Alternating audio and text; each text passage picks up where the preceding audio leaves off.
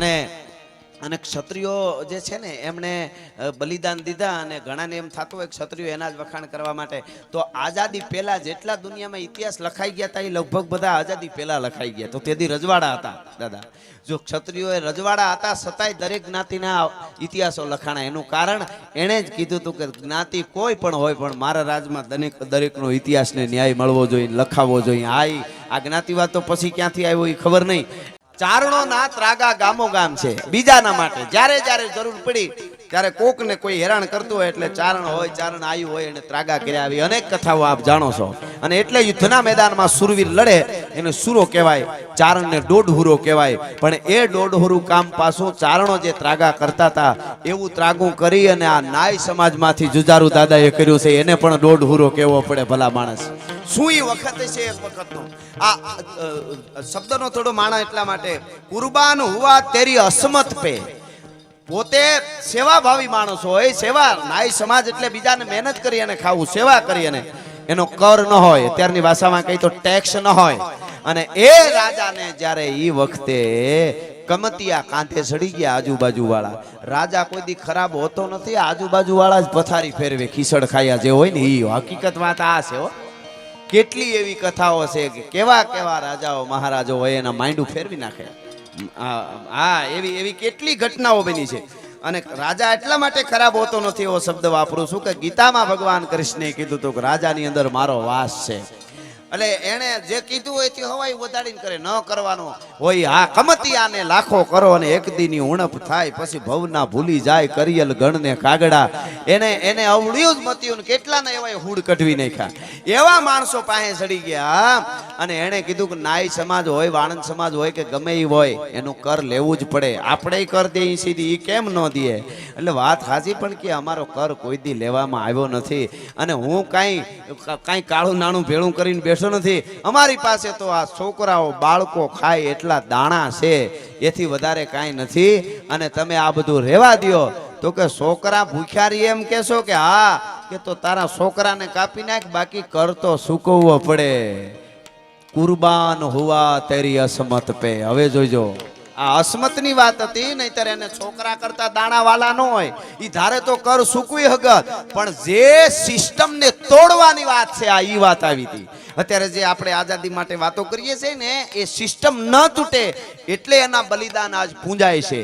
અને હકીકત કાયમ મારા પ્રોગ્રામમાં કહું છું કે જે સમાજમાં ક્યાંય પણ બલિદાન દેવાના હોય એની નોંધ જરૂર લેવડાવવી જોઈએ. આપણે ત્યાં 18 વર્ણમાં એવી બલિદાનની કથાઓ છે પણ એ જરૂરી છે. એટલે એને સિસ્ટમ ન તૂટે અને કીધું કે અમારો કર કોઈ દી લીધો નથી અને અમે કર ન દઈએ. તો કે તો કેમ ન દે? તો કે મારા છોકરા ભૂખ્યા મરે, આ દાણા એટલા છે. છોકરાને મારી નાખીને લીધી હશે હાથમાં તરવાર. દાદા જુજારોએ 350 વર્ષ પહેલા, 351 વર્ષ પહેલા, આજ 350 વર્ષ પછી ઘટનાને યાદ કરી ત્યાં આપણને એમ થાય શાબાશ જુજારુ દાદા શાબાશ. શું ઈ મર્દ શીશ પર નવે મર્દ બોલી પહેચાને, મર્દ ખિલાવે ખાય મર્દ ચિંતા નહીં માને, મર્દ લે અરુ દે, મર્દને લેતાય આવડે દેતાય આવડે. જુજારુ દાદાને પ્રતિજ્ઞા લેતા આવડ્યું અને પોતાના મસ્તકને દેતા પણ આવડ્યું, પોતાના પરિવારને હોમતા આવડ્યું કે મારી પરંપરા નો તૂટવા દઉં.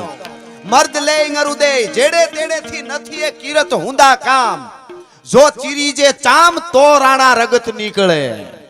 આમ લાંબો હાથ કરીને કે 2 બોટલ લોહી કાઢી લ્યો તમે તમારે, પણ એકચ્યુઅલી ચામડું ને તૂટવું જોઈએ. હા આમાં પેઢી તૂટી જાય ભાઈ, તો ભેળું ન થાય. પણ એમ એને કીધું મર્દ લે અરુ દે, મર્દ કો મર્દ બચાવે અને ગહેરે સાકરે કામ, મર્દ કો મર્દ હી આવે. એને કીધું તો હવે તમે જોતા જાઓ અને તમારા રાજાને કહેજો કે આ વાવની ભૂમિ છે, આ ભૂમિ ખાલી ભૂમિનો ટુકડો નથી, આ માટીમાંથી સુરવીરોના ઉગે છે. જેમ તમે વાવો અને બીજ ઉગે એમ અહીંયા સુરવીરો ઉગે છે. અને એ ઉગેલા સુરવીર માહેનો નાય સમાજનો હું એક સુરવીર ઉગેલો છું. મારી જનેતાનું ધાવણ લાજે જો હું પ્રતિજ્ઞાને જો ન પૂરેપૂરું પાર ઉતરું તો. અને પોતાના બાળકોને એક પછી એક તરવારના ઝાટકેથી માથા કાપીને કીધું કે તગારા ભરીને લઈ જાઓ. તમારે કર જોતો તો ને આને કર સૂકવો કહેવાય. આનું ગૌરવ નાય સમાજ નહીં સમગ્ર આ પરંગણું લઈ હગે ભલા માણસ કે અહીંયા કર માટે માથાના તગારા ભરી દીધા છે. આ વર્લ્ડ રેકોર્ડ નોંધાવા જેવી આ બધી વાતો છે. આપણી ભૂમિનો આ તો શું છે, આપણું ભૂલાવામાં બહુ આવ્યું. એટલે હું તો કહેતો, હું હમણાં પ્રોગ્રામમાં કહું છું કે હું ભૂવો થઈ ગયો છું આ બધાયનો. મને એવા ઓતારો આવે છે, તમે વાતું જવા દો. આ પાંચે આંગળીએ દીવડા બળે પંચકેરડામાં, અને આ જે ઘટના બને વિજ્ઞાનના ખોપરામાં નો બેહે, પણ બનેલી ઘટના છે. આજે કોઈ કરી દે આ વાત, લ્યો ખબર પડે.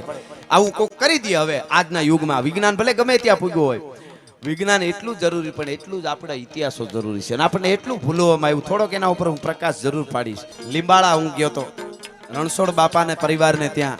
સાહેબ, આપણને તો મેં વાત કરેલી ઘણા સમય પહેલાથી, હું વાત કરતો આવું છું કે એ મહાપુરુષ, એ સુરવીરની પરાક્રમની વાત 65ના યુદ્ધમાં ને 71ના યુદ્ધમાં આપણી સેનાને મદદ કરી, ત્યાં સુધીની બધાને ખબર છે. ફિલ્મમાં પણ એટલું જ એ બતાવ્યું છે, સારી વાત છે. પણ હકીકત વાત મને બાપાએ તે જ્યાં ભુવાજી હતા, ભોપાજી, એમણે આજ વાત કરી. હજી તોય થોડી વાત થઈ છે, બીજો આખો ઇતિહાસ તો જબરો છે.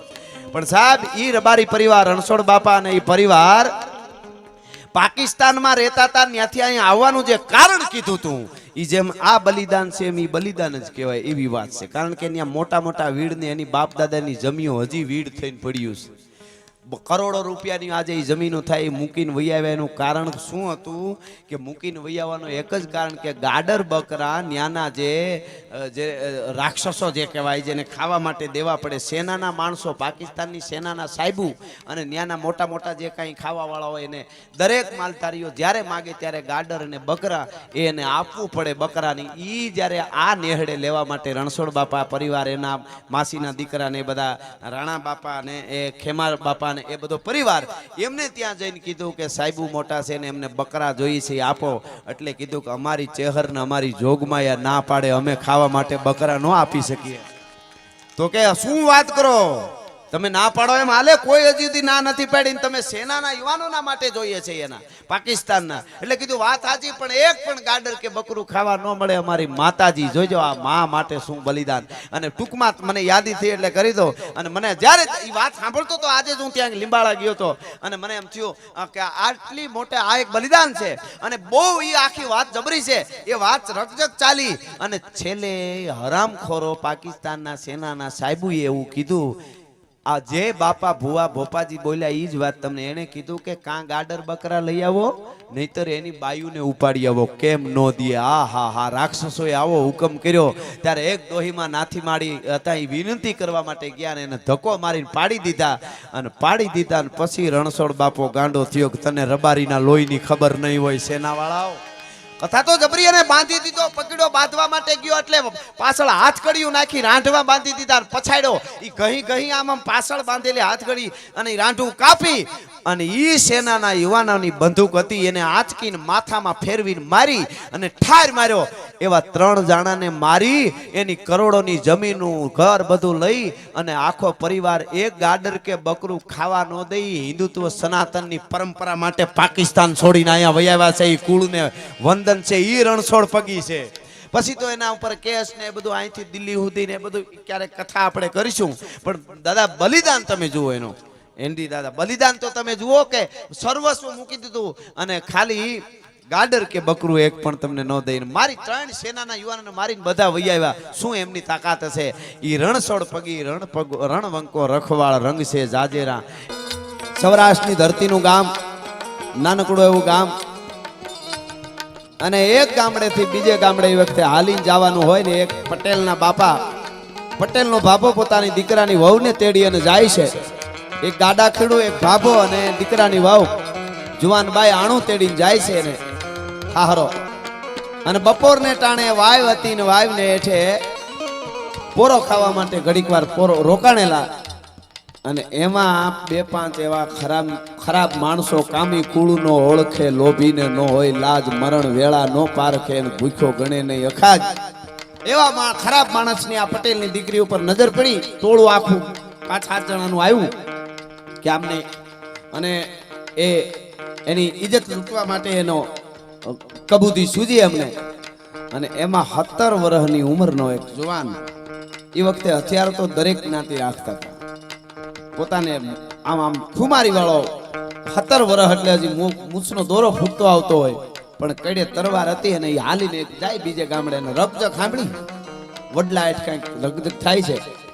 થોડોક નજીક આવ્યો અને એને આમ કરીને જોઈ તો ખબર પડી ગઈ કે આ એકલી દીકરીની ઇજ્જત લૂંટવા માટે આ 5-7 નરાધમો છે આ ભાભાને મારે છે અને દીકરીને આમ આમ કરીને બાવડું પકડવા જાય અને તેની આમ ફડાક કરતી તલવારને ખેંચી અને મકન બાપા રાવરાણી નામના એ માણસે એ નાય સમાજના માણસે એ વાળંદ સમાજનો એક 17 વર્ષનો જુવાન એને ગડગડતી દોઢ મૂકી સૌરાષ્ટ્રની ધરતીની બનેલી ઘટના છે. ફડાક કરતી તલવાર કહી દીધું, હે નરાધમો, કોઈ બેન દીકરીની ઇજ્જત ઉપર હાથ નાખો એની પહેલા મારી હામાં લડજો. તો કે તું છોકરો જે મૂછ્યું નથી ફૂટ્યું દૂધ મોઢામાં ગદાય નીકાળ. અરે નીકળવાની ક્યાં વાત કરો છો, તો હામાં આવો તો ખબર પડે ને.